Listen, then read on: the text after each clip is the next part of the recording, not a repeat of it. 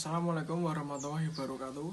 Perkenalkan, nama saya Adriansyah dengan NIM B111210099 dari Fakultas Ekonomi jurusan Manajemen. Pengertian Al-Quran. Al-Quran berasal dari kata qoro'a, yaqro'u, qirotan atau Qur'anan yang berarti mengumpulkan dan menghimpun. Sedangkan secara terminologi, Al-Quran adalah mukjizat terbesar Nabi Muhammad SAW, bahkan terbesar pula dibandingkan mukjizat para nabi sebelumnya. Al-Quran membenarkan kitab-kitab yang sebelumnya dan menjelaskan hukum-hukum yang telah ditetapkan sebelumnya. Fungsi Al-Quran. Fungsi Al-Quran antara lain adalah: 1. Menerangkan dan menjelaskan. 2. Al-Quran kebenarannya mutlak. 3. Pembenar. 4. Sebagai furqan. 5. Sebagai obat penyakit. 6. Sebagai memberi kabar gembira. 7. Sebagai hidayah atau petunjuk. 8. Sebagai peringatan. 9. Sebagai cahaya petunjuk. 10.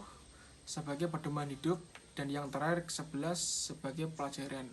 Selanjutnya, pokok-pokok kandungan dalam Al-Quran. Pokok-pokok kandungan dalam Al-Quran antara lain adalah: 1. Petunjuk mengenai akidah yang harus diyakini oleh manusia. 2. Petunjuk mengenai syariah, yaitu jalan yang harus diikuti manusia dalam berhubungan dengan Allah Subhanahu wa Ta'ala. 3. Petunjuk tentang akhlak yang mengenai yang baik dan buruk yang harus diindahkan oleh manusia dalam kehidupan. 4. Kisah-kisah umat manusia di zaman lampau. 5. Berita tentang zaman yang akan datang. 6. Benih dan prinsip-prinsip ilmu pengetahuan. Dan yang terakhir 7. Hukum yang berlaku bagi umat manusia. Contoh pengambilan hukum dari Al-Quran.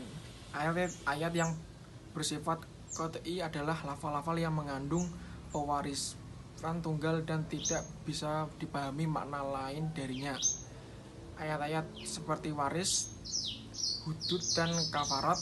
Contoh firman Allah yang terdapat dalam surat An-Nisa 4 ayat 11. Wasikum uwahu waladikum udik karimis lu kata ilayasyani fa in kunani san fokus nataini falahuna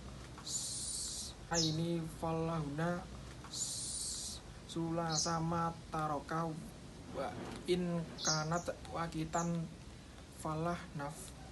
Yang terakhir kesimpulannya adalah Al-Quran adalah mukjizat terbesar dari Nabi Muhammad SAW, bahkan terbesar pula dibandingkan mukjizat para nabi sebelumnya. Al-Quran membenarkan kitab-kitab sebelumnya dan menjelaskan hukum-hukum yang telah ditetapkan sebelumnya. Sekian presentasi makalah dari saya. Bila ada kesalahan atau ketidakjelasan saya dalam mempresentasikan, mohon dimengerti.